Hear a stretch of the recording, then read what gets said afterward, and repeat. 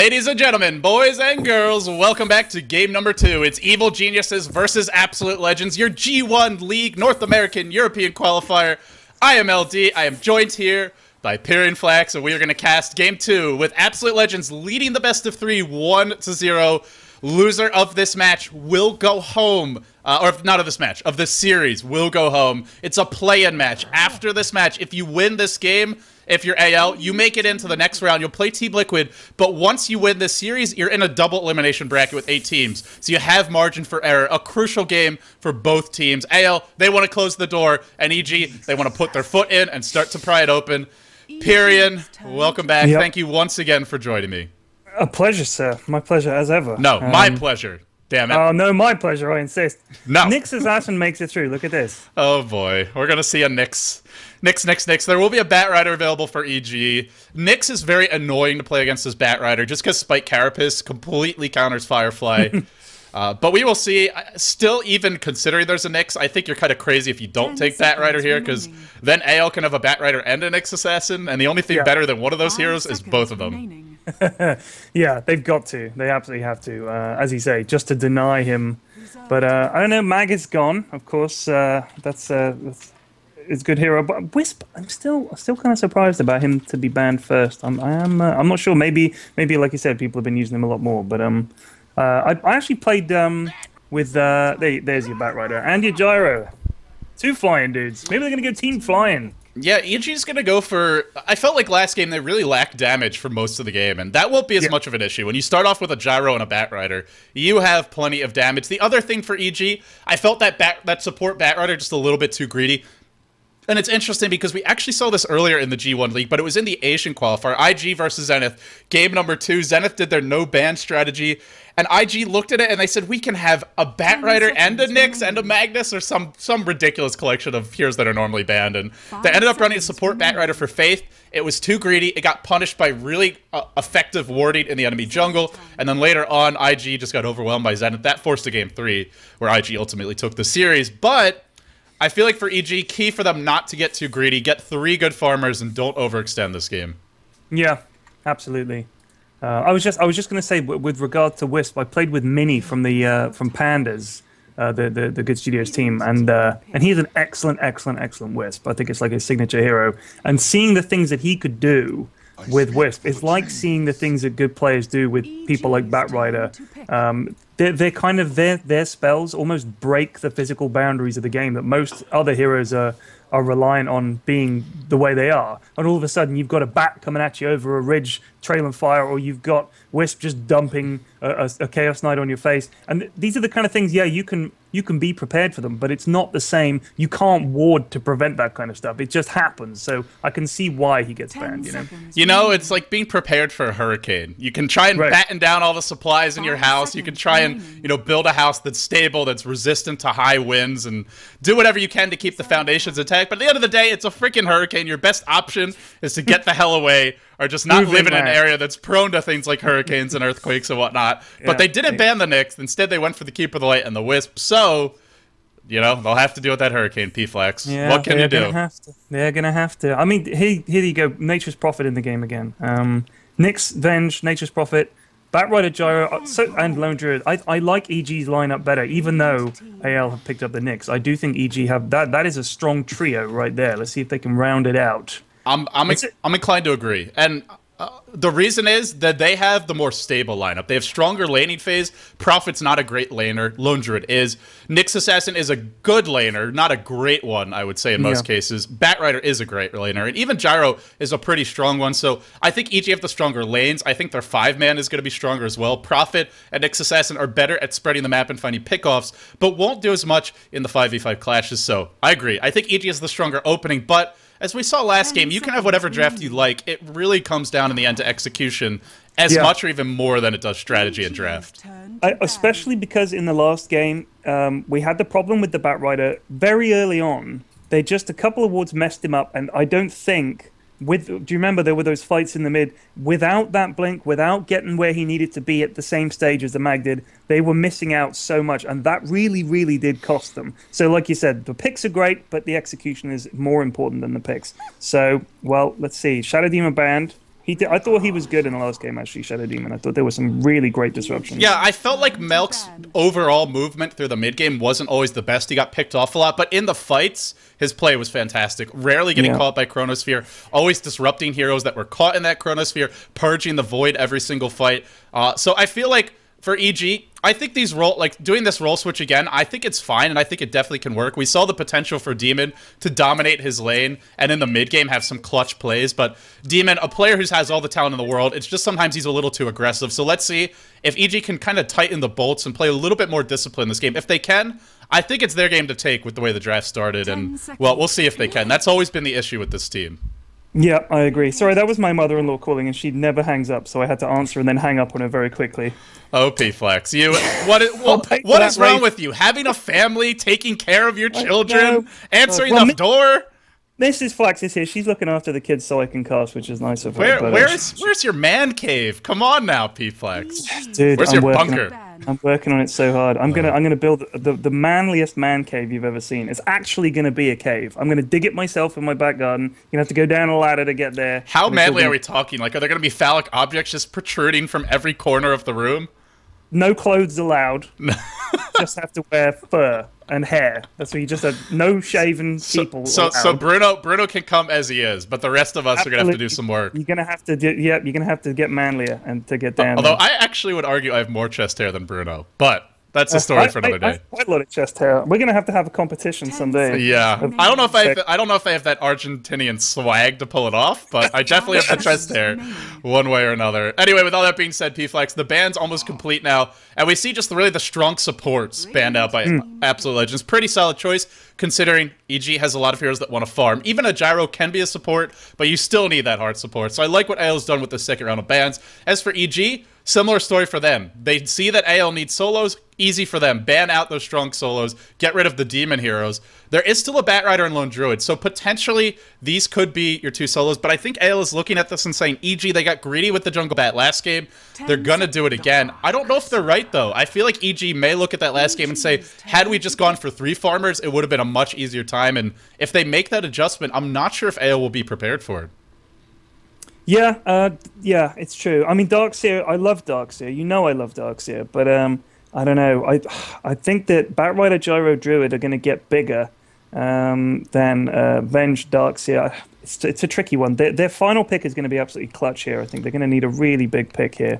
You know, I actually just realized I confused the teams again because I'm freaking dumb as hell. Sorry, guys. But yeah, it was EG banning out all the solos, which makes a lot more sense. So AL's not expecting a jungle Batrider. They're expecting it to be a laning Batrider, and they're right. And it will be a Bane here for EG. So they get a support. They pull one out of the hat, and a strong one at that. I feel like this hero goes great with Gyro. And now you can round things off with something like a Lina. Suddenly you have a devastating tri-lane. Darkseer won't be able to lane against this, even if they wanted to send him off lane. I think EG is in great shape. Something like a Lina or a Leshrac should complete this lineup beautifully. They'll have push, they'll have teamfight, they'll have plenty of stuns, and they'll have late game to boot.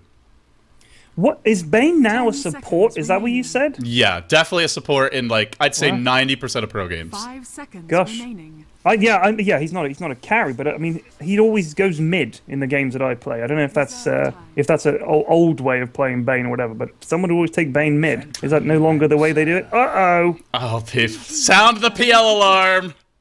Oh, man. The Lancer. I thought I said in the lobby before the game, I said, let's keep this nice and clean. Nobody pick PL. I said that for game 1 and they did. Now I've said I didn't say it at game 2 and they picked PL. God damn it. Apparently, they didn't get the memo. The PL on the loose yet again.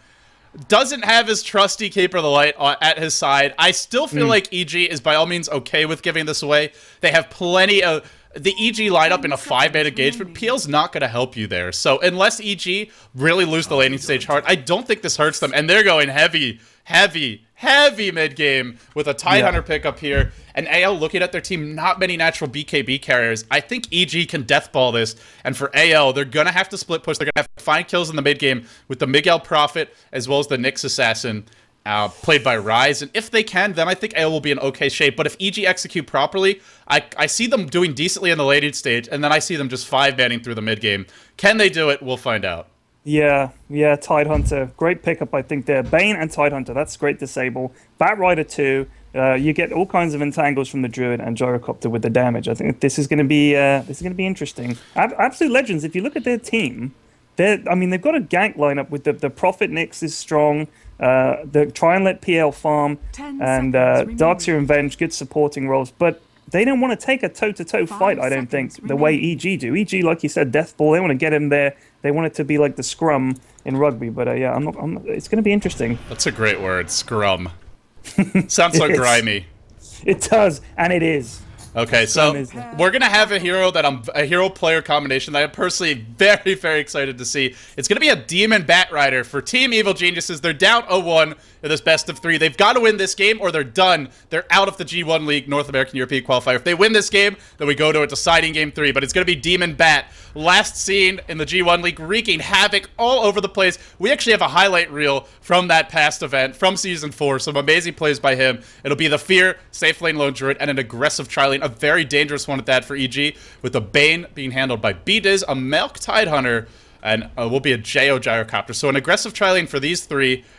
It's a bit of a weaker tri-lane than it could have been. They could have gone for something like Lina or Shrek, but they opted for the Tide. So they said, we'll have a weaker lane, but our mid-game will be stronger. And of course, EG, well, they're playing against Absolute Legends, who are actually leading this series 1-0. Yeah, interesting that AL, obviously they're going to have the PL bot. They chose to defend their jungle rather than be aggressive here because you've got this aggressive tri-lane. This is going to be all action down here, I think. It's interesting they've got Nyx in the tri-lane. I'm not sure that that's something I've seen too much of. I'm kind of surprised by that, to be honest with you. It's actually pretty common in the competitive play, but not something you see as much of in pub games, I feel, unless you're in really high-level games. Generally, he'll be a solo mid and kind of a ganker, yeah. But some teams will run him as a solo mid in competitive play, but a lot of the teams nowadays, Nyx, a hero like Rubik, who once he gets his core levels up, this is a support hero who forces the enemies to buy sentries if you run him as a support, and you can't really say that about any other support hero in the game. Even a bounty hunter generally gets a solo lane. So, with that being said, Absolute Legends, it's Miracle on the Vengeful Spirit. Rise going to be handling that Nyx Assassin. Unicorn XO on the Phantom Lancer. Then we'll have the solo mid. Miguel going to be playing a solo mid Darkseer, and then Mania on the Nature's Prophet. So, all things considered, tri-lane on tri-lane. Could be a bloodbath bottom. Milk off the bat with an Invis rune. Going to be manually blocking that camp. So AL, no early pulls for them.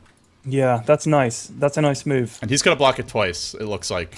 Yeah, that's just to be spiteful. Look at that. What a dick.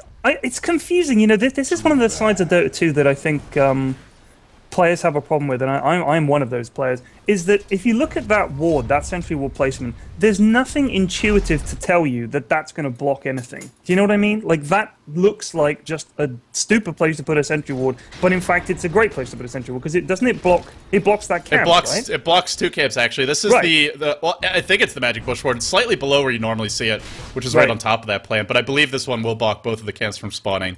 But there's nothing to tell you, like, you couldn't look at the game and say, oh, if I put one here, it'll block both camps. I mean, they must have worked that out the hard way, right? It was trial and error. It's like a lot of Warcraft 3 mechanics, which seem very, very weird. It all comes from Warcraft 3, where it happens to work that way. The creep camps, they have a spawn box. If there's anything inside of that spawn box in Warcraft 3, creeps won't spawn.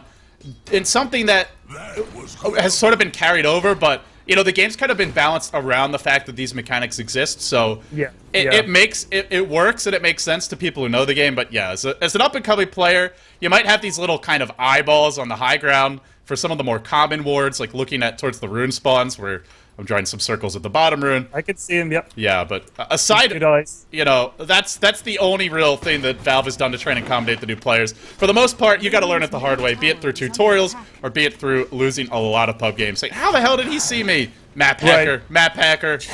I mean, the thing is, I suppose you've got to figure that because of the matchmaking system, you're going to have newer players playing newer players, and of course Smurf accounts, which is something I hate to see, but you're going to have the newer players playing against people who also don't know that, and gradually you'll learn that stuff maybe as you get into the game. But it's just, like you said, it's all stuff left over from Warcraft 3. It is kind of funky to learn that. Like, you think it's all going to be just built purely for design purposes, but a lot of it is just like legacy stuff. It's like going to work for a bank, which I did this before. I worked as a temp for a bank, and they had this computer system. There was like, it was one of those old computers where the screen is built into the computer, and it's like 6 inches, and the keyboard goes click, click, click like this.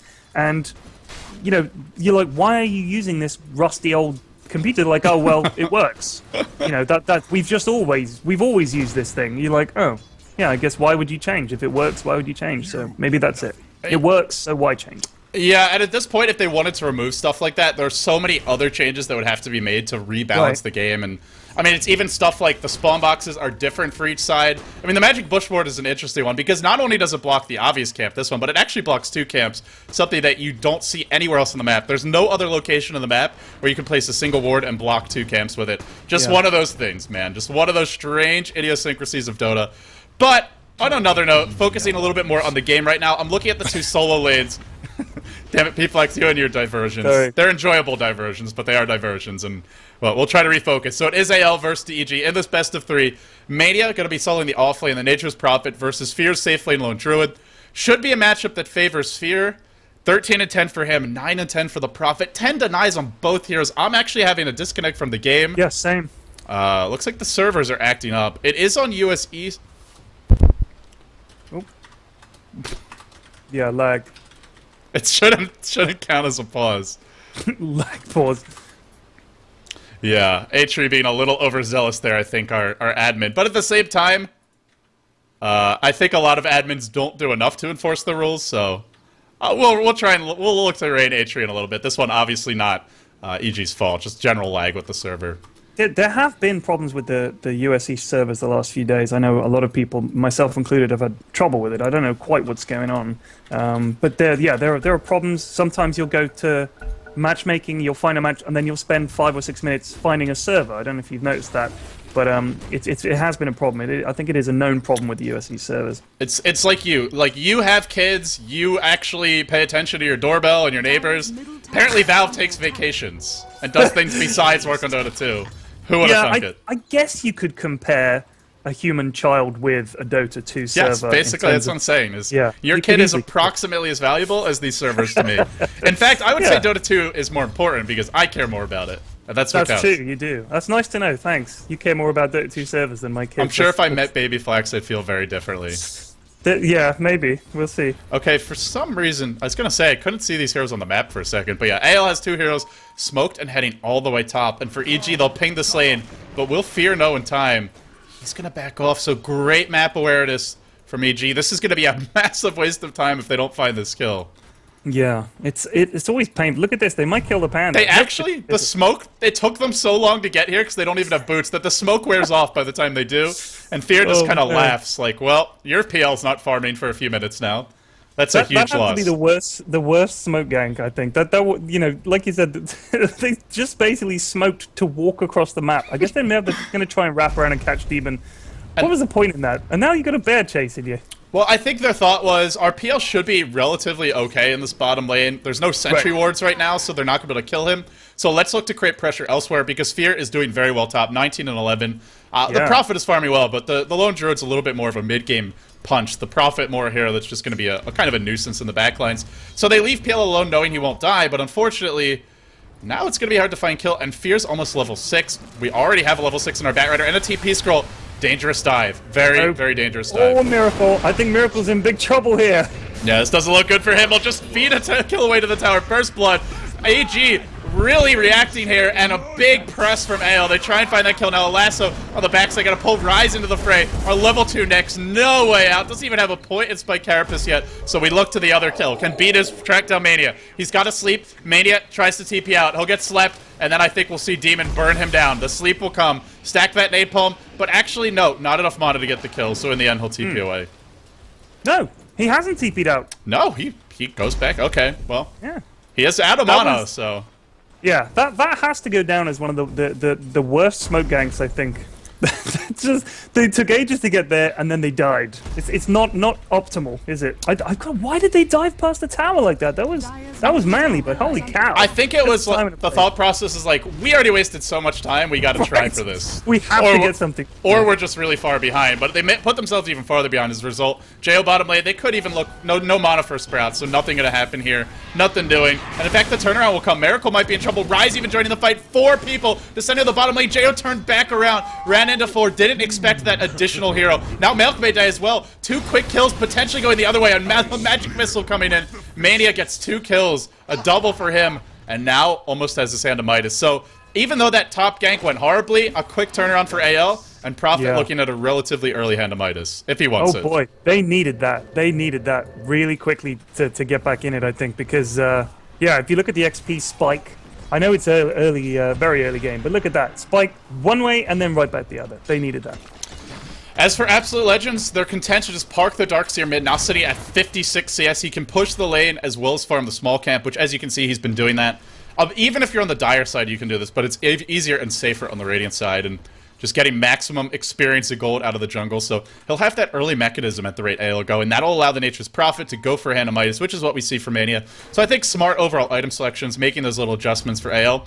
And all things considered, even though that smoke gank went very, very poorly for them, they delay their Nyx's level 6. Yes, that's all bad, but what's good is Unicorn's farming reasonably well, and for the moment, Demon doesn't have a Blink Dagger yet. So until he does, it'll be relatively safe for this AL lineup, but they need to just play defensively at this point and work towards their Nyx level 6. They'll actually find Milk. Can they kill him? I think he's dead. What kind of a question was that? Of course they can.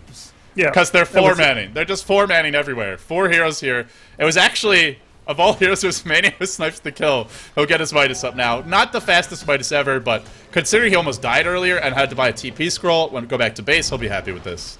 Yeah, definitely. Here comes Demon, though. Demon might kill him off. Use your Midas, Mania, because you're dead. He'll Midas. Then he'll die. There you go. Now he's dead. Oh, he's going to TP out. No way. Oh, the lassie just did that. There's a Flame Break, I think. Actually, no mana. He might even get away. Oh, Demon, just short. Just short. 35 mana short of a Flame Break. Ouch. If he has the Flame Break there, that's a kill. Instead, his lasso blown and doesn't get it. And Mania even got his Midas off before he TP'd away. He's living a charmed life, this Nature's Prophet, at the moment. He really is. I think Ice Frog and Mania may be in cahoots.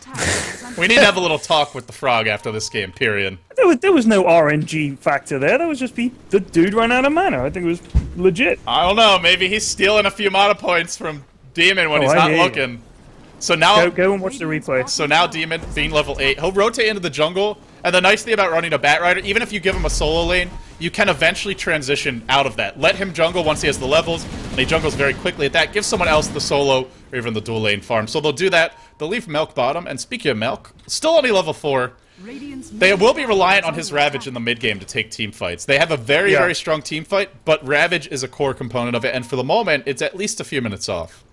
Yeah, it is. I mean, you've also got, I think in the team fights, they have good disable with the Ravage, and then they can say, okay, who are we going to lasso, and who is Bane going to ult, and then they can focus down other people. It is going to be very strong. They have then, you've got to fight in a wall in all likelihood, which is never fun. But Darkseer, look at this. He's already got mana boots, and he's very close to getting mech. I think that's a good reason to stick your Darkseer mid, because he does benefit from a few items, that's for sure. Yeah, very efficient play from him, and on top of that, look at what's happened to the tier 1 mid. It's taken 1,000 points of damage. This is just the power of running that Darkseer mid. AL, if they ever find a kill, or even just catch EG, bottom or top lane, TP in your Prophet, free tier 1 for you, and that means the next set of items will come out faster and faster, as well as, getting that next assassin. Because these supports, yes, they had a slow start, but that's something AL can do to catch up. Get some early towers with Prophet and Darkseer. And on that note, speaking of carries, Unicorn XOXO has his drums up now, so can head towards that Diffusal Blade. And for EG, they've started to stack some Ancients up. It will be Jo looking to farm those. Keep on wanting to say Angina, but of course that is his girlfriend, so totally a different name. Oh, wait, so his girlfriend's name is Angina? I believe so. Because angina is like a heart condition, right? Yeah, I guess it is as well, but I'm pretty sure it is his girlfriend. Although, in the world of esports, relationships change very quickly, so who knows what's the case today. Oh, maybe that's just her player name. Is that her real life name is Angina? No, it's her handle, I'm pretty sure. Right, yeah, I was gonna say, like, if you wouldn't name your kid Angina. I imagine her real life name is probably Angela. That would be my guess. Yeah, that makes sense. You're a very smart man, Obi. Thank you, period. You're not too shabby yourself in that. You were gonna say you're not so smart yourself, weren't you? That's what you were about to say. No, but I actually like that better, so I'm gonna roll with that one. They take down this tier 1 bot. AL are getting up a good head of steam here. Yeah, EG going for the trade. They will get a tier 1 of their own, but AL have the momentum and the treants on their side. They're going to take 2. EG, they'll look to defend, but no lasso, no... Oh, they have the Batrider blink, but Demon, not at base, no mana, so they're giving up the tier 2. They'll drop a cooldown, but the tower is going to fall one way or another. Down it goes, and it goes... God, this Nature's Prophet. All the towers, all the gold. He'll come right top and I'll Midas a creep. Greedy son of a bitch. Mania, Yeah, you bastard. The problem they put is Melk is still only level 4, and I mean, you know, he's got boots 1. This is the trouble, I think, with having the tri-lane, because you know what, I have seen people run Tide, like, you want to get him level 6 as quickly as you can, because Ravage there would have really been awesome. Oh, but yeah. as it is, he's only got brown boots. He's nowhere near Blink Dagger. He's going to get, I guess, mana boots first or something maybe, but it's tough. I mean, it is tough. I think this is good. AL are going to say, well, look, we've got this early advantage. Before you can even use Ravage, we're going to push down 3 of your towers, which is what they've done. They all just leave mid, forgetting to finish off the tower. But it will go to Miguel. One of the fattest Dark Seers you will ever see. 5.5k net worth at 13 minutes in. Demon, Amazing. He smoked from the base. He's got a haste rune as well as a blink dagger. Really wants to take a fight. The reason they gave up that tower is exactly what you pointed out. There was no Ravage, but here we go mid. On to Miguel. Blink, pull him in. And this should be potentially a kill, but with no Ravage, maybe not. They need a Flame Break. Can they find it? Can they find it? It's a hasted Demon. Still giving chase. He'll have to back off in the end. The mech was too much. They couldn't kill Miguel.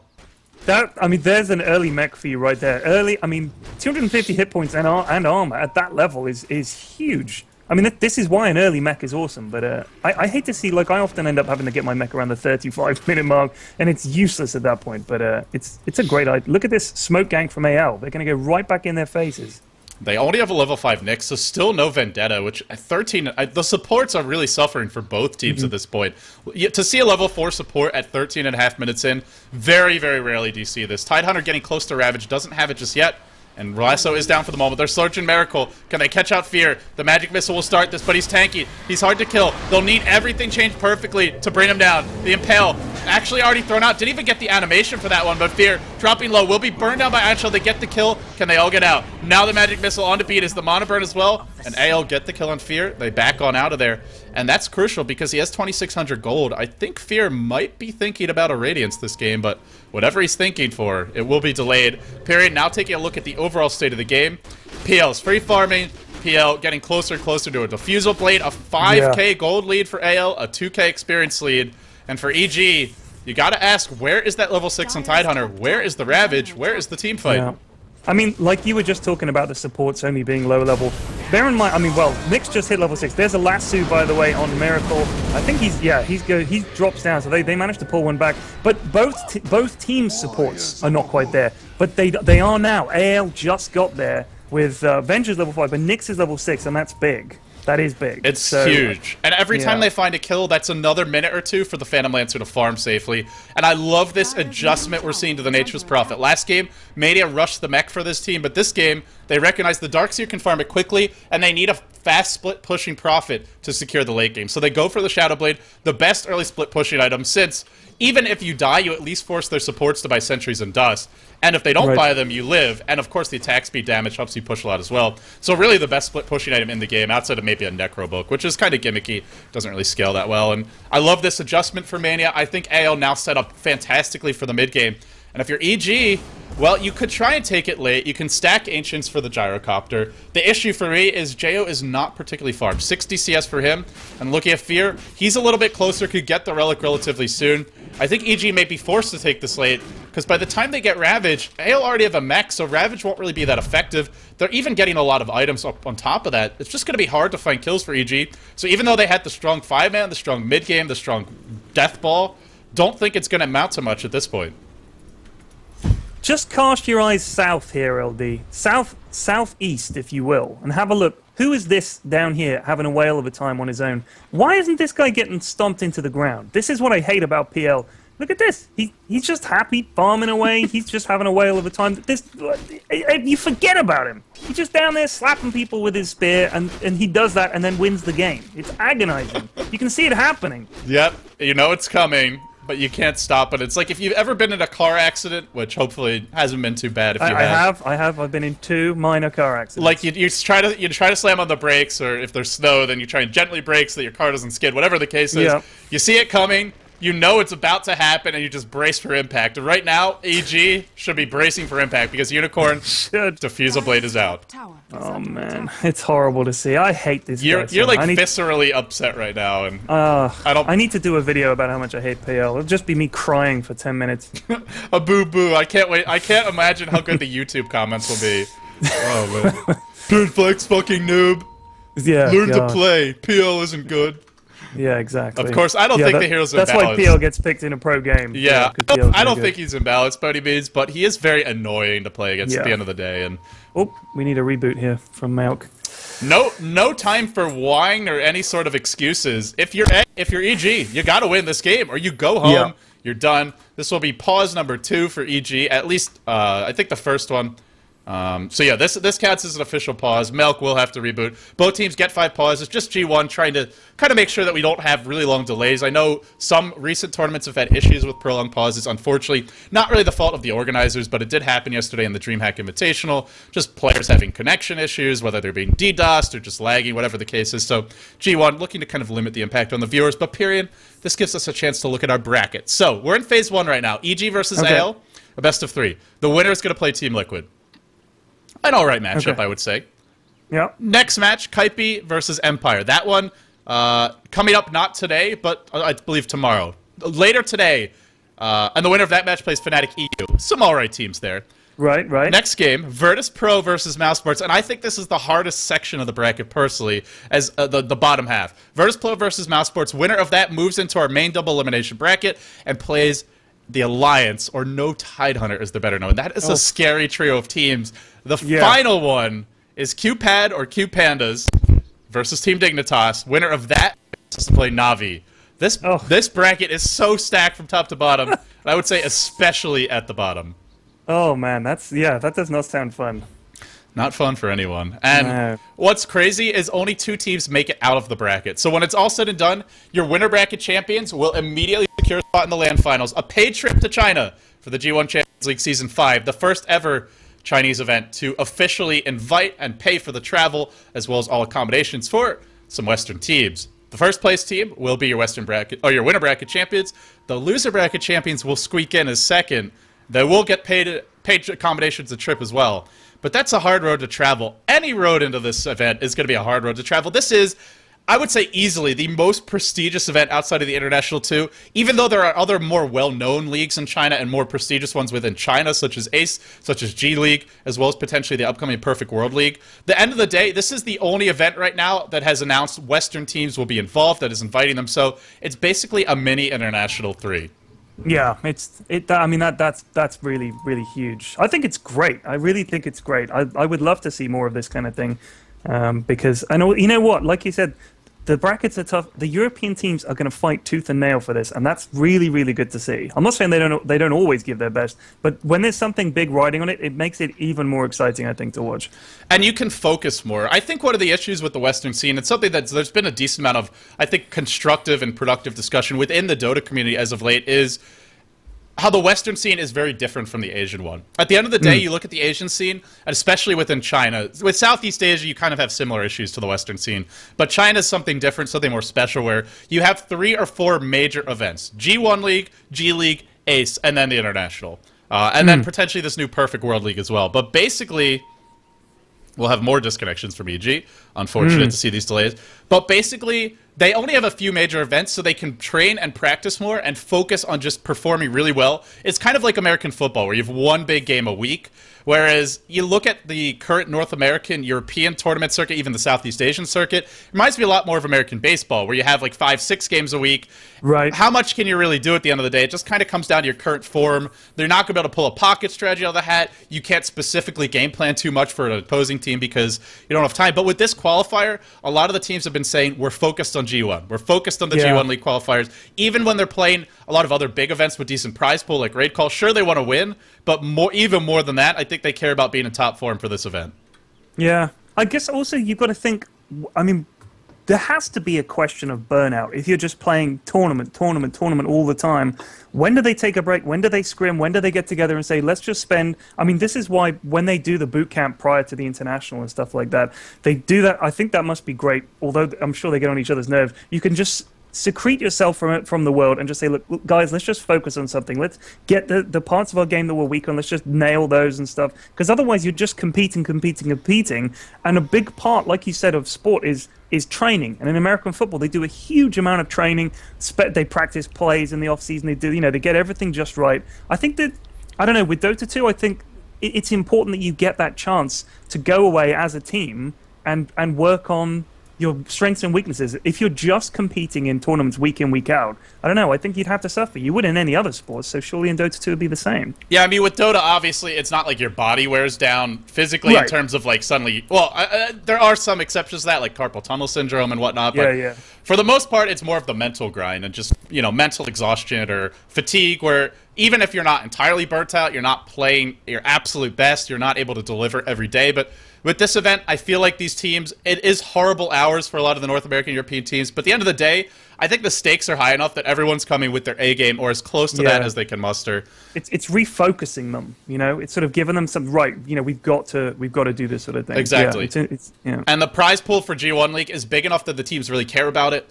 It's not the International 3, but it'll do in a pinch. It's the highest prize pool outside of the International. That's like the International. So, and that's for all Dota 2 events. Looking at a single event's prize pool, it's the biggest. What is the prize pool? I want to say it was initially like 53,000, but it's now 63,000. It's 400,000 RMB in dollars. Let's see, what is that?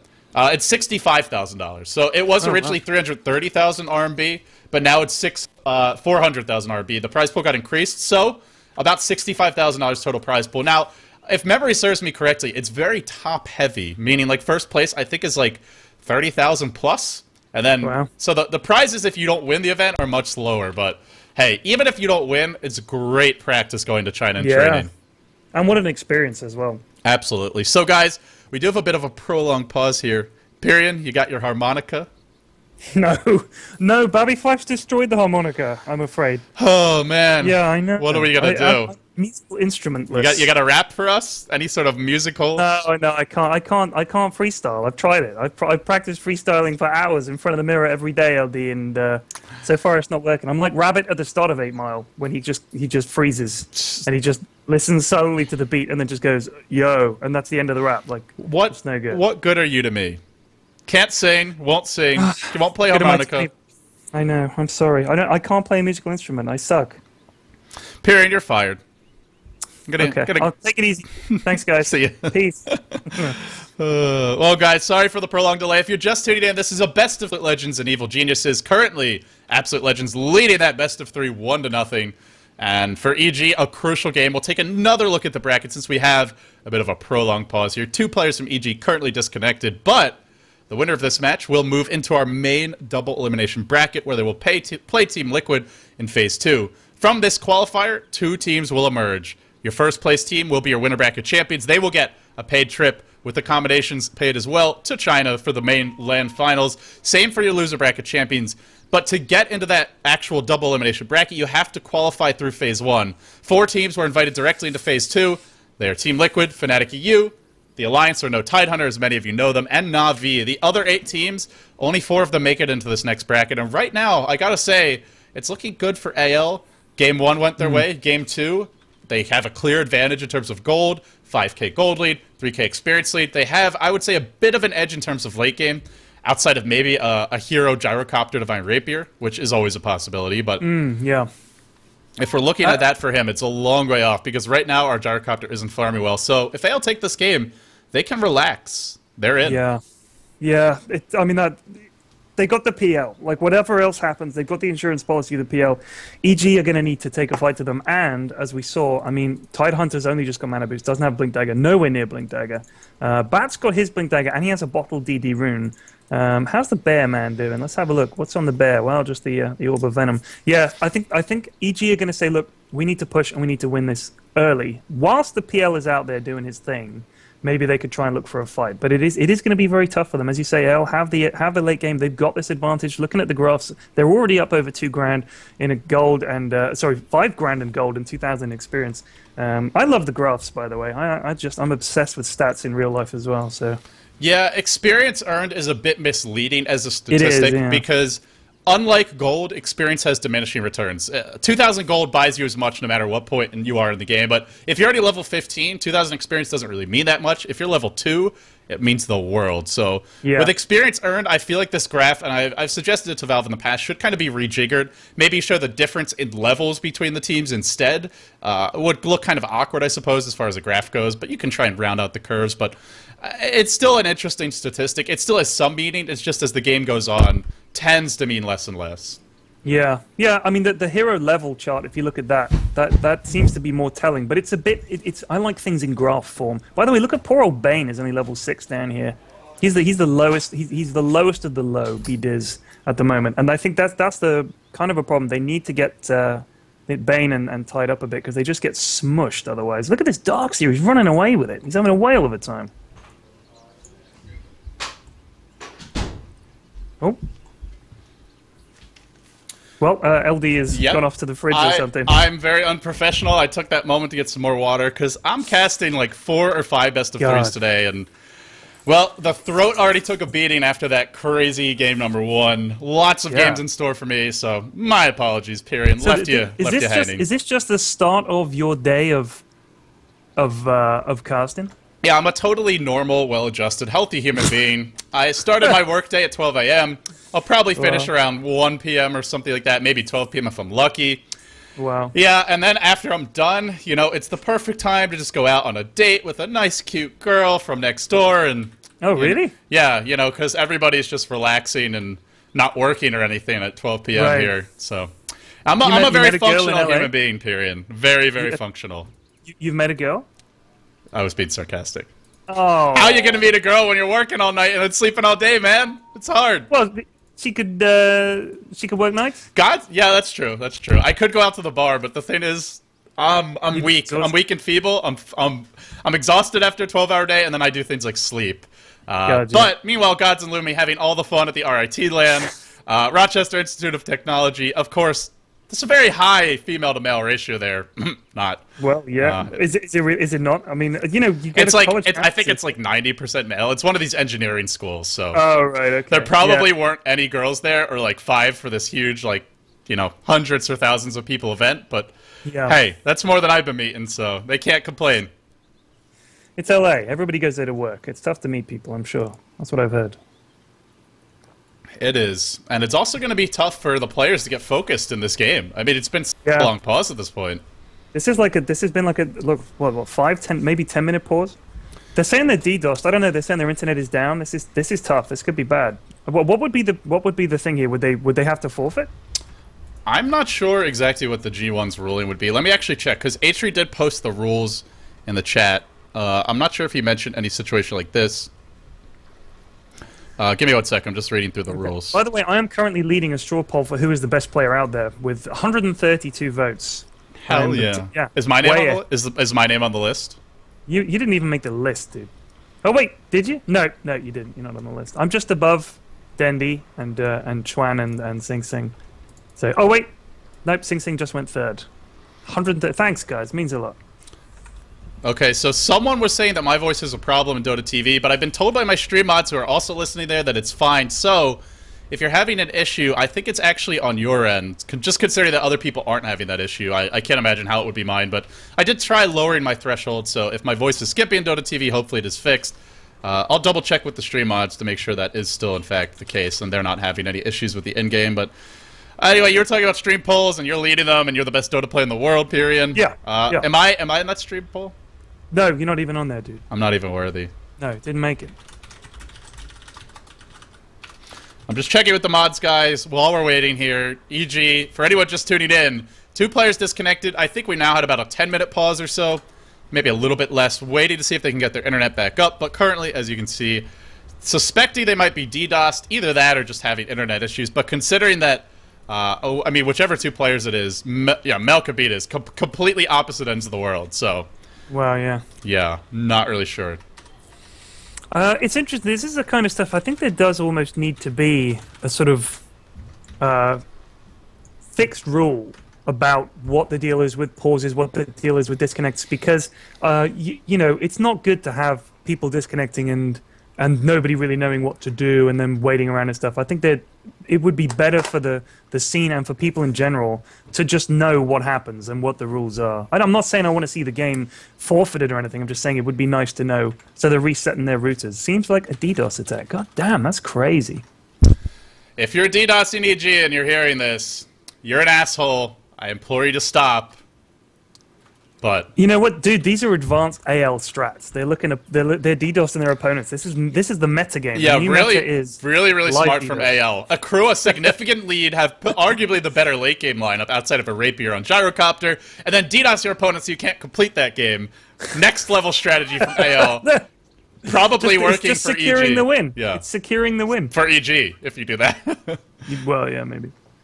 At the end of the day, I mean, if they can't get their internet back online, I guess the two obvious options would be, one, require EG to use stand-ins and remake the game. Two, there'd be three obvious options. A forfeit, or three, load a save game another day. But I don't think they'll agree to change their schedule, G1 will, because it's kind of a tight ship, and we have, I believe it's EMS coming up this following weekend, so a lot of the European teams won't be available. So, can't really do it this next weekend. Then the league will resume, and they have to kind of finish everything for the North American European qualifiers in a relatively timely fashion. So, I don't think G1 will agree to reschedule. I think it's either going to come down to a remake or potentially even just giving a forfeit win to AL, but I doubt they would do that considering if AL win this game, they win the whole series, and that would be kind of a shitty way for EG to get knocked out.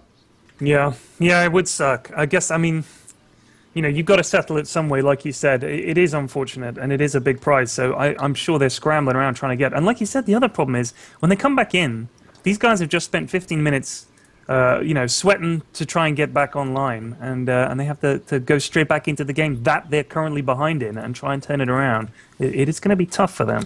Yeah, this is...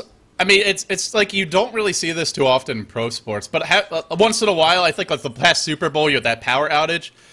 Dota is even more a game of tempo and momentum because the game doesn't have any built-in pauses. Yes, usually in online events, teams end up pausing, but it's not built in the way that TV timeouts are, or, you know, having just teams having the ability to call a timeout like they do in most professional sports. Or natural pauses built into the game, things like having plays or downs in football, having... you know, baskets being scored and then you pass the ball in basketball, or even just each at-bat happening in baseball. You don't have that in Dota. It's a game that's a lot more based on momentum, flow, and kind of feel. And you see what happens even in a sport like tennis, to use another example, where players will stall fake injuries to kind of disrupt their opponent's momentum. Right. There's been some scandals with that. Same thing in Dota. Now, not saying that EG is committing any sort of foul here, but the point is that it does affect the momentum and the tempo of the team.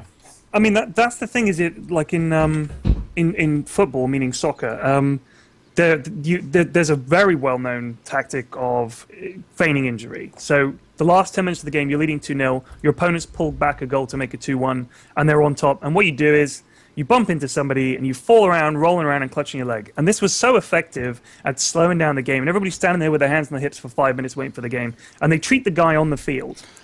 And then he's like, gets up and he's like, "Oh, I'm okay to carry on," and the ref carries on, and they completely lost their, you know, their adrenaline's gone, and they're all just standing around, and then the game plays out. So what they said was, okay, if you're injured, you got to get off the pitch as quick as you can, and then you have to wait there, and then the referee will signal you to come back on.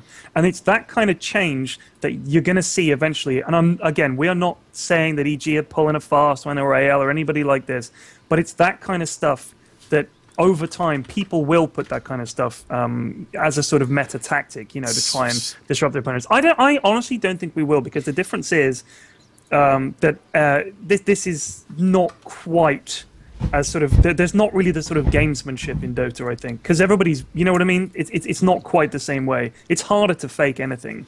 You know what I mean?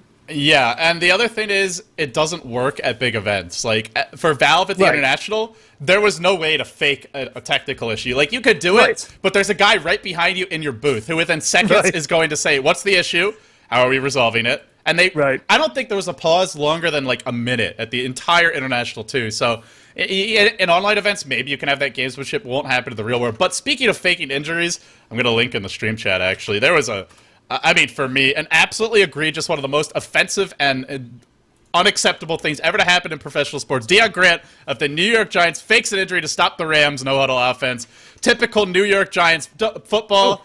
Probably anyone from New York would do this in Dota as well. I even almost said Dota there. Shameful, disgusting, abominable, offensive, and, well... I hate New York sports. That's my point, man. I'm from Philly, so... Yeah, exactly. Some hate coming out for me. I mean, you know, as an ex-New Yorker, the Giants and the Jets are my team, so I've got to take issue with everything you've just said. And, yeah. Well, you're doing it very gently, so I'm a Mets fan. Give me a break. I have to support one of the worst teams in the whole history of the universe. Although we're doing okay this season. So the entirety of Team EG has, wow, I mean like 250. Actually, I guess it's just the West Coast to the East Coast. Or this game might actually be on Europe West, actually, as I have like 240 ping. Yeah, I think this one's on EU West. So yeah, but Beta is sitting on 500 ping right now, and apparently not going down at all. What? Demon request. Bane reconnected. Bane has reconnected. Yeah, so Beatus is back in the game, but he's lagging. And then over on the other side, Milk still not reconnected. It's tough. This is I'm not sure what I think they might have to. I guess if this goes on, they probably should forfeit if they need a result today. I mean, honestly, if AG were way up, I think they could be more upset. But I think AL, as we've been saying, have got a very strong position. We did say that in the last game, it's not exactly. I don't think it's enough to award a forfeit win. Like, I think the fair thing to do. It's a little bit unfair to AL, but say EG, you have to remake play with stand-ins. I don't think it's fair to give because if this wasn't an elimination game, maybe I could see it. But if EG lose this game, they're done. So because of that, I'll actually disagree with you and say I feel like the fair thing would be an AP or not an AP remake, but just a remake with stand-ins. Yeah. And then a redraft. Yeah, you're right. Because there's too much on it to just have to forfeit it. I'm vicious when it comes to moderating things. I just want it over and done with. Well, we'll continue to have a pause here. So, Pyrian, what's new in your life? Anything coming out? Any videos? Any content? Any raps? The raps. I was sick for a week, and then I was on holiday for a week. So the only thing is I posted a guide to Nyx Assassin last night, which is the first hero guide I've done in like a month. But I'm going to post the part 6 of the Alan Wake playthrough, which people either love or hate. I'm enjoying playing it, but people are like, oh my god, another hour-long video of Pyrian playing Alan Wake. Are you kidding me? And downvoted and hate on it. But there are also people who absolutely love it. So I'm going to finish that game for sure, and then I've decided I want to do a review, a very late review of Far Cry 3, because I didn't start playing it until quite a while, sort of after it came out, and it's a very funny game, so I wanted to do a video about that. And then I'm not sure who the next hero is going to be.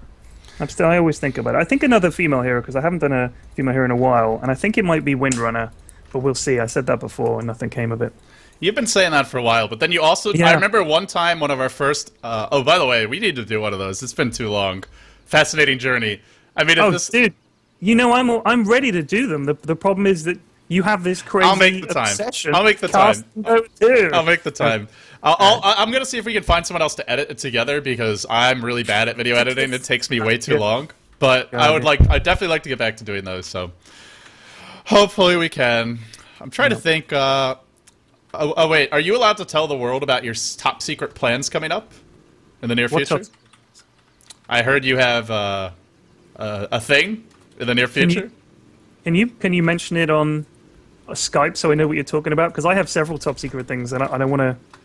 Oh, yeah, dude, I didn't realize that was top secret. Yeah, that's this weekend. I'm going to be in Katowice in Poland this weekend.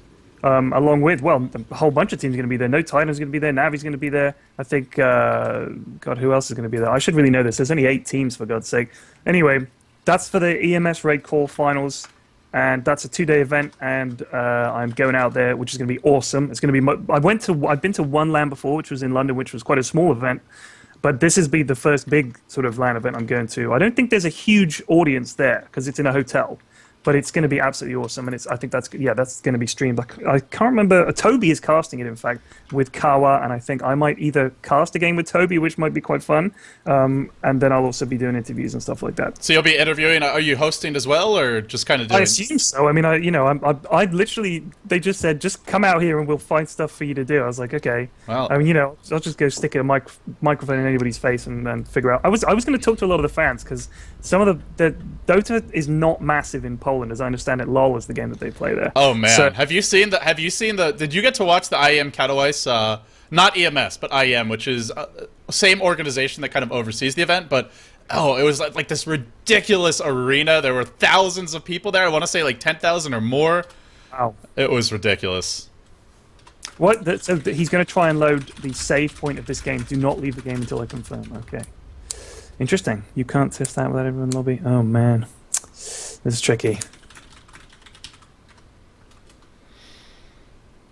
Anyway, yeah. So, LOL is big in Poland, and so they had this event, and people were like saying, like a Dota 2 event in Poland is kind of ambitious because they are big LOL players. But if you look in my eyes, if you look at the growth of Dota 2 on Twitch, it's huge. I mean, it's getting bigger and bigger and bigger. There's so many people watching the game live now, and so I think it is going to get bigger and bigger. And there's no point saying, oh well, so and so game is bigger. All kinds of games are bigger. That doesn't mean you don't try, and that doesn't mean you don't promote the game in Poland. So I think it's going to be a good event. I know the tickets have sold out, but I look forward to going. It's going to be a lot of fun. I'm very jealous of you. I'm jealous of everyone else who gets to meet you, P-Flex. Oh, stop it, you. We got to get together. You better be coming to some North American events. Hopefully I get to travel to Europe at some point.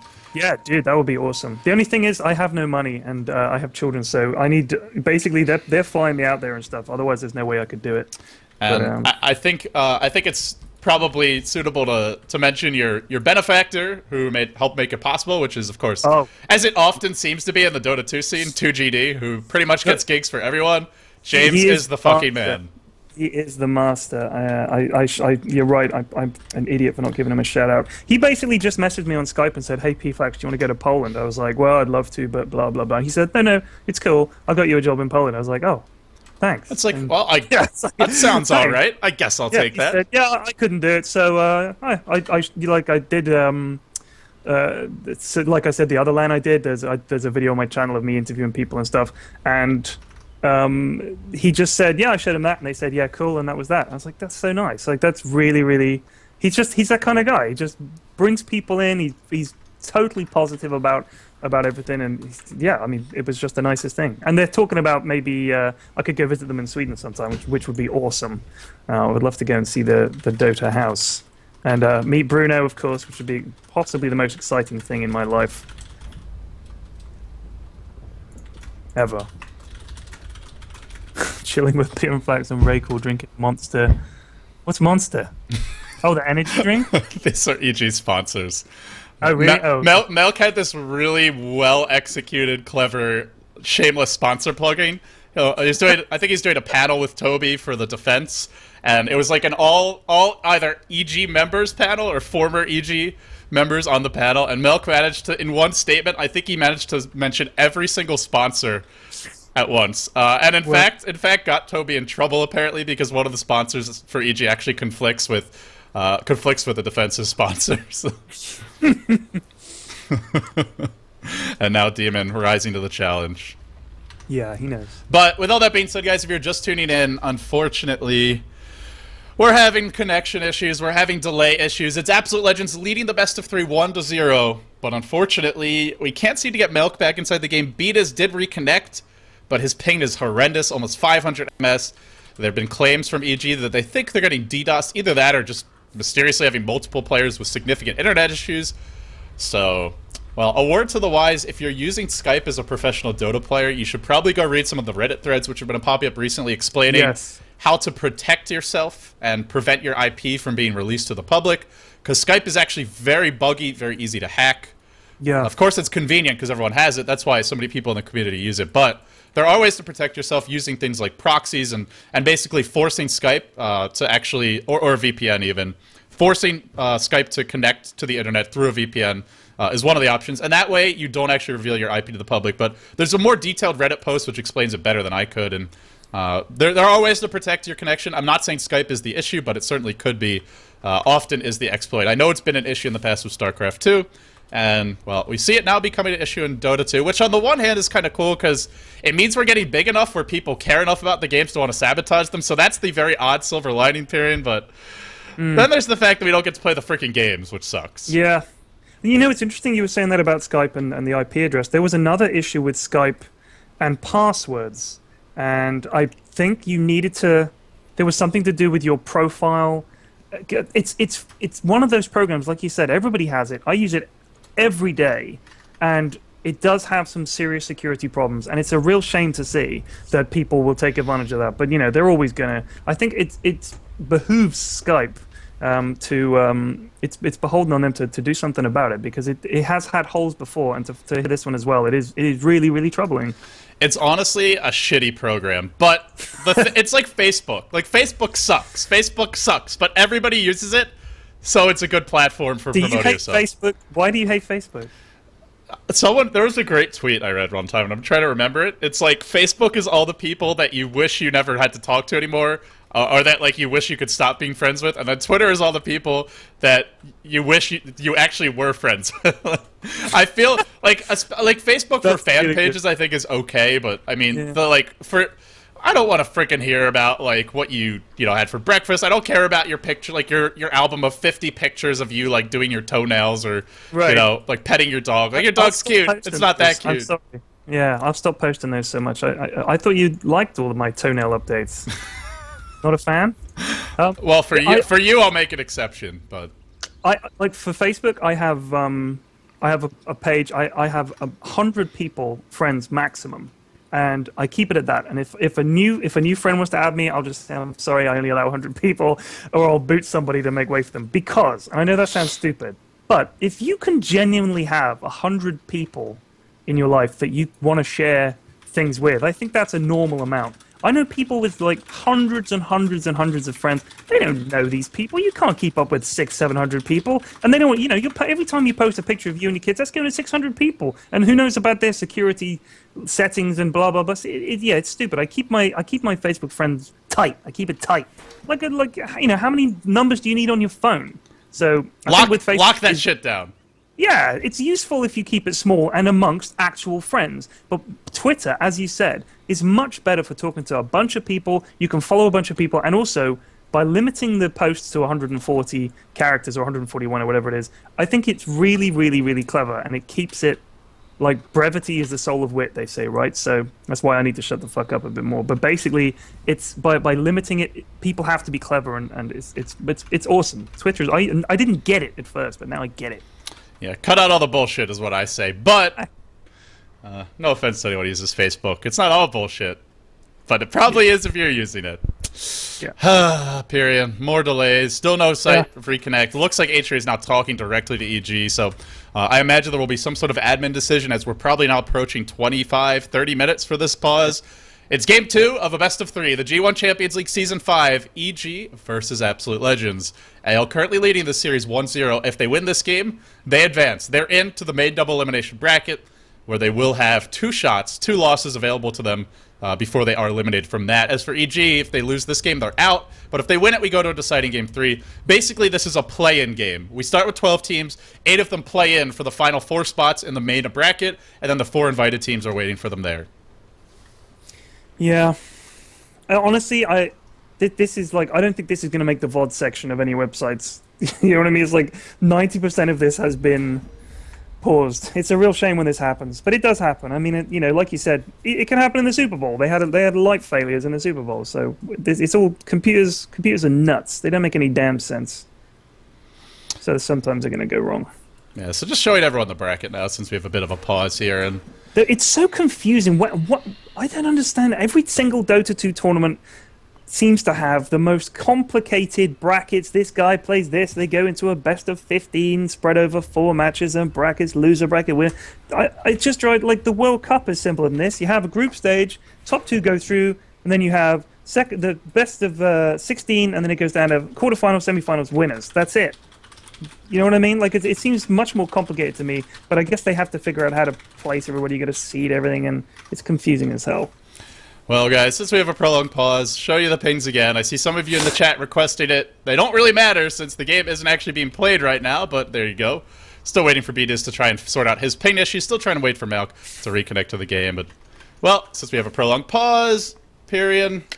How can you see the pings? Typing ping in console. Actually, I had my brackets overlay up, so that's not my in-game. Yeah, I'll show you the pings again, since I lost control over my overlays. There you go. But, by the way, LD, can I take this opportunity? While you've got all these people on stream, this is a question you see asked so much, like an insane amount, and I too wondered, what's the score? People ask, who won the first game? And there were a lot, like someone the other day said, oh my god, I can't believe that I didn't know this before. If you look at the top of the monitor, of the screen, sorry, where just either side of the time, where it says 5 for AL and 3 for EG, just below that, there are these little black lights that are either lit or not lit. And when they're lit green, that's the score. So you can see AL 1, EG none. So they're winning 1-0. It's as simple as that. You never need to ask again what's the score. You can look at the screen and know right for yourself.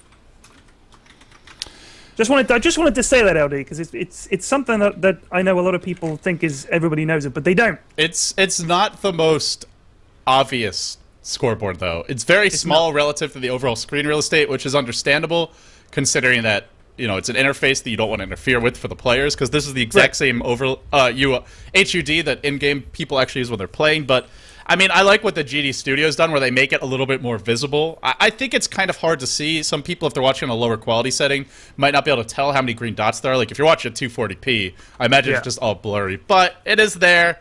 If you're watching on high definition, you have no excuse. Shame on you.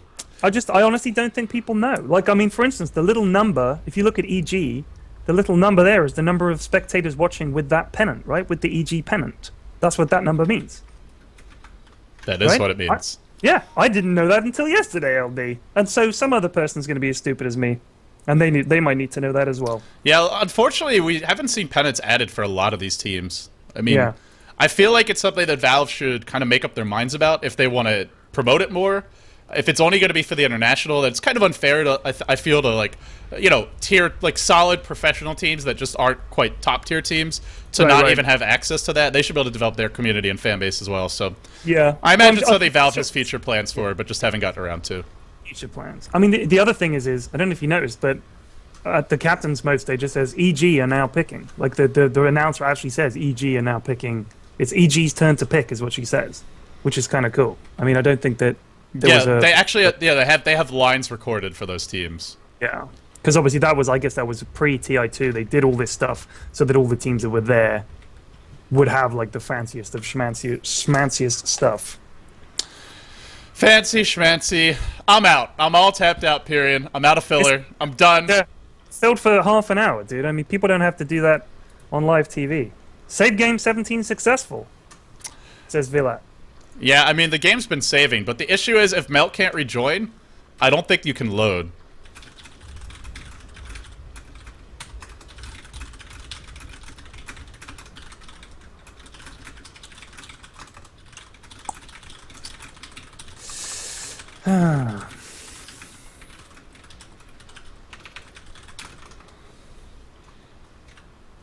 The chat is filled with people saying who won the first game.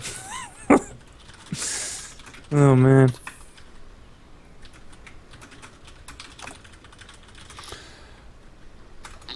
Well, anyway, while we're sort of talking this over, the organizers are talking to each other directly, just not in the game lobby, so hello to Villat, hello to everybody watching on the Starladder stream. Also, shout out to AC, who I think is solo casting this one, and I mean, talk about that's a guy who can fill like nobody else. So huge shout out to AC. He's the man. I imagine a lot of people are in fact watching him. Some people may even have both streams open, but AC obviously deserves a lot of credit for filling all this time. I think Villat is solo casting as well, or at least he was in game 1. So both of them probably filling. Yeah, I would be playing sea shanties at this point. Like, that's what I do when I stream. Like, play sea shanties. If you would just start like playing. I remember that one time you were casting. I forgot what tournament it was, but you were like really drunk, and you just kept on alt-tabbing in the middle of team fights to watch YouTube videos. I think that was the Swedish tournament. That must have been that Ogre. I think it's the second one. I think it was the second Ogre. Like, the first one you took pretty seriously. Yeah, the first one like was one of the first things I'd ever cast, actually. I think, like, as the lead caster, if you like, even though there was hardly any people watching, but it was so much fun.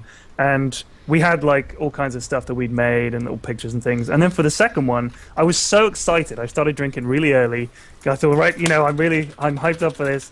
And it was me and Shane. And when you listen to the later games, there's like these 5 minutes where there's just no talking. And Shane's like, right, period? I'm like, huh? And I actually fall asleep at one point.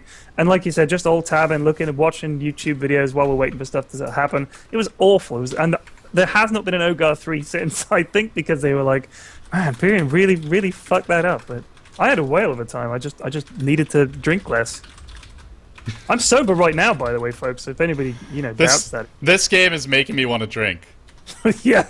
You see now you couldn't LD because this would be the hard part for me. It's like it gets to about 5-6 o'clock. The kids have been screaming at me all day, and I'm like, man, I'd kill for a beer, have a couple of beers, and if I start casting or playing around 10, 11 o'clock, you know, I've had a good few beers by that point. You can't do that. You're gonna have to be up for the next 10 hours casting. They could all be disconnects like this. You might have to fill for the next 10 hours, LD. Think about that. Time to go look up some knock-knock jokes. This is... Knock-knock. I know a good knock-knock joke. Go for it. I'm looking up Dota knock-knock jokes. Knock-knock. Who's there? Jesus. You know how a knock-knock joke works, right? I'm looking them up right now, so I was paying attention. No, stop looking up. Here's the joke. Knock-knock. Who's there? Europe. Euro who? Europe. Europe who? No, Europe who. You see? That's my kid's favorite joke. All right, more. I liked it. You fucked it up so bad. God no, damn you it. didn't enunciate. You said Europe. Europe. Yeah, you said Europe instead of Europe. Europe. You gotta pop your peas, Pyrian. Pop those peas. I haven't got my pop filter on. I can't pop. All right. Well, the pop filter prevents you from popping. Yeah, exactly. Oh, you have it on. Okay. I haven't. No, I haven't got it on. That's what I'm saying. Okay. If I pop it, it'll just pop the mic. Anyway, give me your knock joke. This better be good, because mine was good. These are just random knock-knock jokes. All right, no, don't get the defense of no. Just tell the joke, and we'll be the judges. Jesus, you've gotten so violent and angry all of a sudden. Just get on with the joke. Knock knock. Who's there? Daisy. Daisy who? They see me trolling. They hating. All right, that's a good one. Yeah. Next. Yeah. All right, that one's from Arius Star on the Play Dota forums. He's been banned apparently. All right, that's not even a knock knock joke. That's a pretty good one. No. One of these ones I looked up, it just says knock knock, get off my lawn, you Jehovah Witnesses vermin. It's a knock knock joke. No, these are so bad. Knock knock. Who's there? Interrupting cow. Interrupting cow who? Ooh! That's it. Jesus. I'm not saying it's good. It's a knock knock joke. LD, the cast has come to the stage where we've been paused for more time than we were watching Dota, and we're just telling knock knock jokes. The cast has come to the point where everyone should go home because I imagine the chat is drunk. No, there's the chat numbers are not going down. We have somehow managed to keep... No, not the numbers, but the quality of the chat. E.g. forfeit, E.g. trash cheer, get GTFO, they removed, the world is sad, LMAO, lose means lose, why you want to postpone, play some bubble pop LD, brain slug, oh yes, knock knock, come in, they should go to link. Brain slug is a Futurama thing, right? It's a Twitch emoticon as well. Yeah. Oh, Matt's here. Knock knock, says Cyborg Matt. Who's there? Oh, it's too late now. Oh, yeah. Say who's there in chat. Otherwise, we'd have to wait 2 minutes between. You know what I mean? I'm losing it. I'm losing it. Period. I'm out. I'm all tapped out. I'm an empty. I'm the dregs of the keg right now. Interesting to tell you. Well, I can tell you we have more matches coming up later today. Oh, God, if you mention the brackets one more time, I'm going to scream. I don't want to hear the brackets. No, I'm just going to say the schedule. The schedule. All right. The Virtus Pro versus Mouse. Scheduled to happen in about an hour and a half. Best of 3 for the G1 League. And then we play.tv after that. So we should have some games coming up later. Hopefully no DDoSing or disconnections or whatever the hell is going on. But we'll have more Dota for you guys. God. Bane's disconnected. Yeah, he reconnected now. He's disconnected. The thing is, like now this has gone on so long that I'm now worried that Babby Flax is going to wake up and I'm not going to be able to finish casting even if they do get back in it. So you might have to solo cast it after all. You filled for half an hour and now you're going to have to solo cast the rest of the game. It's on the cards that she'll wake up. She could wake up in the next 20 minutes. The chat loved the joke, period. They loved all the knock-knock jokes in the world. Good. All right. Look at this! Look at all the LOLs and the ruffles are spilling it forth from these people like milk from the land of milk and honey. They can't get enough knock knock jokes. Shit! I wish I had some more now. I got none. Please stop these jokes, says someone. I came here to watch Dota 2, gentlemen. I want to listen to P-Flax tell shitty knock knock jokes. At least I can tell a knock knock joke. LD fucked it up. Knock knock. 1 minute pause. Who's there? I was looking up my own. Worst double act. All right, period. Knock knock. Who's there? Cows go. Cows go who? Cows go moo, not who. That's a good one. That is a good one, actually. It's like simple, but it's the best. The simple ones are the best. My kid's gonna love that one. Her other favorite joke is, why are pirates called pirates? Why? Because they are. That's it. She loves that joke. She doesn't even get it, but she tells it all the time. That's great. I'm happy. Yeah. The viewers, not so happy. Well, what do they know about a good knock-knock joke? They should be grateful.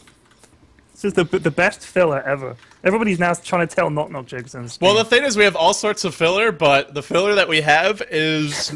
I'm not going to take other people's YouTube videos and put them in our match VODs, so...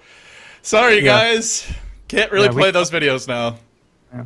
Although I imagine whatever happens, it's not going to be the game actually getting played at this point, so I probably could cut to a break, as it's just getting to the point of ridiculousness.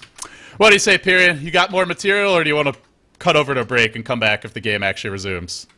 It's up to you, dude. It's your stream. I mean, you know, I don't know. I honestly don't see how they can keep this pause much longer. This is pretty much the longest pause I think I've ever seen in a game, ever. I mean, can you imagine if this was a pubby game, by the way? Can you imagine just saying, hold on, guys, just need to pause for 30 minutes? I would love to see a pubby game where that actually happens. Just like that would be something. That would be testament to the decency of human beings everywhere. Well, speaking of a test, here comes the test for EG. G-1 is not messing around. G-1 is very strict in general. We've seen that with them before, just from requiring players to show up early. If you even enter a lobby if you don't have 5-10 minutes in advance, you actually get docked draft time. You get penalized 30 seconds. And then I think if you don't have all 5 by the time the match is actually scheduled to start, it's 60 seconds. If you're late, you can even end up getting a forfeit loss for your first game. Like, if you're 10 minutes late, you get a forfeit loss for game 1. So they are strict, barring some severe emergencies. And in this case, they've actually made the decision, because apparently they're unable to postpone. G1 has decided that EG will lose in 5 more minutes if they're unable to get milk. The reason is scheduling. They're not able to reschedule this match. The tournament, as I mentioned, a tight time frame because EMS is this weekend. So EG have 5 minutes, at this point probably less than 5, or they're going to receive a forfeit loss in this game, which means a forfeit for the entire series since they're already down 1-0. It sucks, but given the circumstances, I don't know what else you can really do as the admins. If you can't reschedule, I mean, what do you say? I guess you could remake, but that's not entirely fair to AL either. Yeah. I still would kind of, I mean, just my personal feeling, I would kind of lean towards having a remake with a stand-in for EG at the very least, but they... Ultimately, admin decision, it's going to be EG, get milk in here or forfeit for them. Yeah. I honestly think, I mean, I know it'll be unfair on EG. AL have the 1-0 lead. So, you know what I mean? It's kind of like, okay, they are 1-0 up. They're a little bit ahead in this game. If I was EG, I would be really, really, really devastated, because obviously they really want this. But I can also kind of understand the admin's decision. They need to make a decision. They need to make a, you know what I mean? They need a team. They need a decision now because of scheduling, because of other games coming up. And you don't want to have one game just dragging behind everybody waiting on that. Because, and then here's the other thing, if they have technical issues again, you know what I mean? It's holding up again. If someone can't make it, they have to have a stand-in. That could change the whole game. I mean, if they, someone has to step out, someone has to step in, that really could change the game. So I can understand both arguments, to be honest with you. It's a tough call. They need to make a decision. I think 5 minutes. It's already been nearly 40, I think, maybe. So I can understand it, LD. It's a shitty situation, but I don't think you can really fault G1. It's just a situation where no matter what they decide, somebody's going to be very unhappy and someone's going to get screwed. If we have to remake, it kind of screws over AL. If we have to postpone, also screws them over, because they've had momentum, not only in this game particularly, like let's say even if we try for a reload tomorrow, and G1 could do that, which scheduling-wise sounds like they can't, but it also screws AL over because they have momentum, they're ready to play now, their heads are in the game, now you have to reset, pull away from the series. It's what happened at DreamHack, where EG played Snow Tidehunter after they switched to the big venue, because you play game 1 in the Dota area, then you move over to the stadium for the final 2 games of the best of 3 LAN finals, the grand finals, and it completely disrupted the tempo of EG, or at least they argued that, and I could totally see that. It gave No Tidehunter a chance to kind of find their footing, strategize, relax, cool themselves off. They came up with the Roshan bait, something I'm not sure if they would have done if they jumped right into a game 2 in the Dota 2 area. I mean, all of this is what ifs and buts, but at the end of the day, nobody's going to be happy regardless of what the decision is. And I think I'm just glad that G1 is making a decision rather than letting it drag on and just hoping that things will fix themselves. Because at this point, it's pretty clear they won't. Yeah, it is a real shame. I think EG will be understandably upset. But as you say, it wouldn't be fair to AL either to postpone it because, you know, people are in different moods. People are sort of switched on some days, switched off another day. And there's also a mental issue of we were up, we should win. And you go into it, and then you have something to lose almost. You know what I mean? Like you'd be worried in the back of your mind about throwing the game. I think that can affect performance as well. I mean, it's very mental. You know, you don't want to be going into a game that you knew in your mind should have been your game, and worried about losing it and letting them back in. And if EG were to make it 1-1, AL would then rightly feel, well, that's not fair, blah blah blah. So it is very very very tough.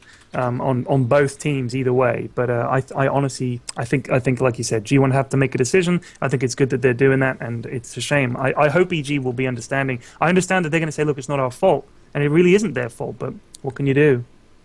Try to load. B-Diz is back, he says. B-Diz is back, but if Malk isn't, I don't think we can actually load. B-Diz trying to reconnect here, but yeah. Apparently EG wants to play on 3v5 even if neither of their players can reconnect, which wow. I think EG has a shot in this game, but yeah, I feel for fear at this point. You know, even the team that is going to be screwed by this, they just want to figure out what's going on. It's 4 a.m. over on the west coast of the US. They've been probably up all night or maybe took a nap. Let's have something happen, P-Flex. Let's just have something happen. Yeah, you're right. The time issue as well. I mean, this. You know what? This will be interesting actually because I guess if you're not actually physically there, anytime. I mean, you'll know this, LD. If the Chinese teams are playing European teams, what server do they play on? Chinese, I guess it would be US West because that's kind of the fairest. But it's still. I mean, you're still going to have basically everybody playing with kind of a crappy ping, aren't you? Like it's not optimal to have to play with 200 or 300 ping. I mean, we know that we're in the match where we had Winter on the team BTS. He had, what was his ping, 500 or 600 or something ridiculous like that. And now they're saying Melk is back. 45 minutes later, he actually comes back, and if they go on to take this series, you got to say just in the nick of time. But he logs onto Steam. Let's see if he can actually get inside the game. I imagine G1, their patience will not be there for long, so he'd better get in quickly. Where is B-Diz? This could be I think this has to count as the longest pause ever. I'd love to know if there's a longer pause. Also, it's so close to lunchtime now. I'm getting hungry, LD. I'm gonna have to hungry cast. I'm hungry as well. I'm hungry. Tired and hungry. I'm bored. I need to get a drink. Cranky. Can I get some water or something? I mean, you know, don't unpause, guys, for God's sake. Oh, wait a minute. Whoa! Milk is back! Milk is back! I had 45 minutes to get something to drink, and now I want to... Oh, my God. Holy shit, he's actually back. Wow. Let's see if he stays in. But for the moment, I guess hold off on that snack. Either way, we'll resume. So at least 4v5 you can kind of deal with. Especially a hero like Bane. I mean, you can almost even focus on controlling the Bane and just right-click around with the Tidehunter and just press R. You could even try a reload if ever. Can't connect. It's 17:03, so they could reload at 17 minutes, right? I mean, they could try that. Yeah, I think it saves once a minute, so they definitely could reload. I don't think anything big happened in the last minute, although it's so hard to remember what was even going on a minute ago. But I'm pretty sure it was just teams farming and trading. Yeah. Let's actually look at. We could look at the graph and see. Oh, God, yeah, nothing's even happened in the last minute, so... He's giving a shout-out. Why is Melk giving a shout-out to Odense City? That's in Denmark, near the Isle of, I think the Lyn, is it Lyn Peninsula? I went there on holiday anyway. It was very, very nice.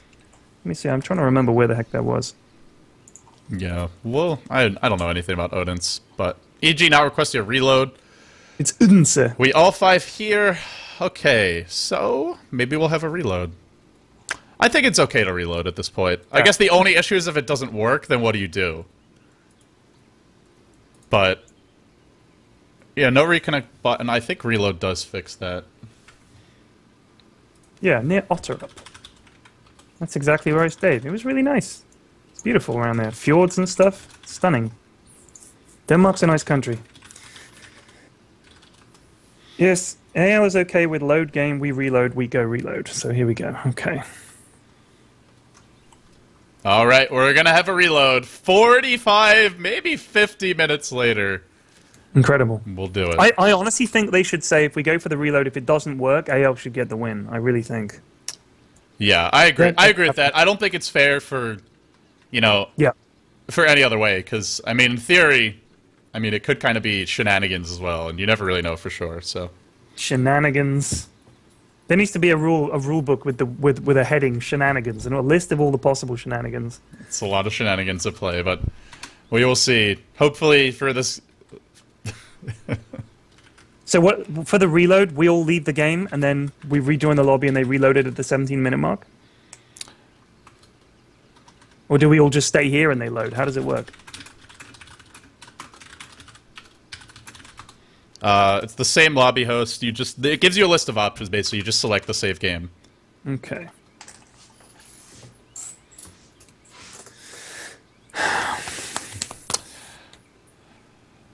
Oh, now Demon's like, wait a minute.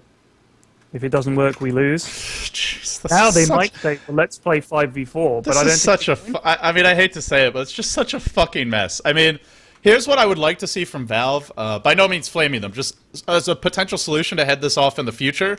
There should be... They talked about this actually like even a year and a half or 2 years ago. They're going to add an option in matchmaking where if someone abandons a game, you can actually take over their spot. And I think like they would create incentives for it, like maybe you get extra battle points, or if you take over someone's spot instead of just playing from the start, to encourage people to do it.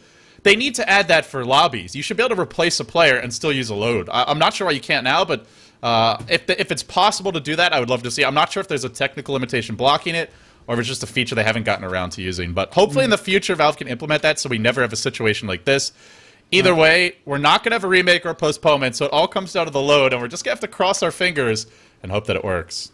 So they're saying leave right now and check. I need to get the door. Hold on.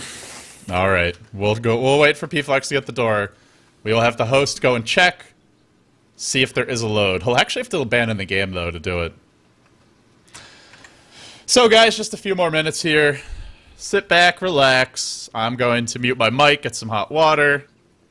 We'll see if this all works out. We'll be back in just a few moments.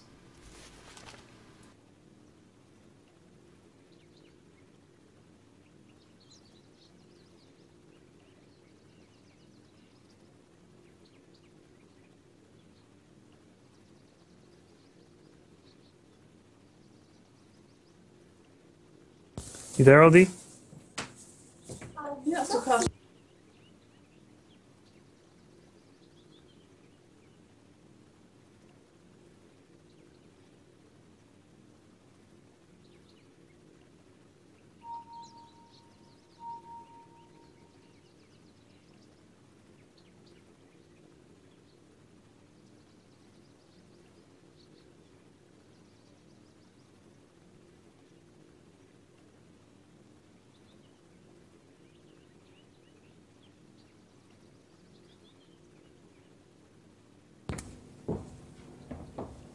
Unpack the box. Sorry.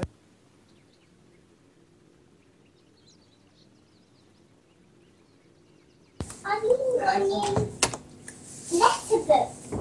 It's a princess coloring. LD, you there? LD's not there. This is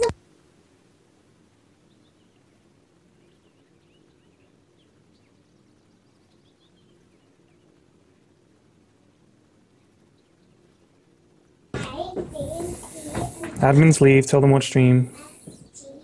Are they still full smell?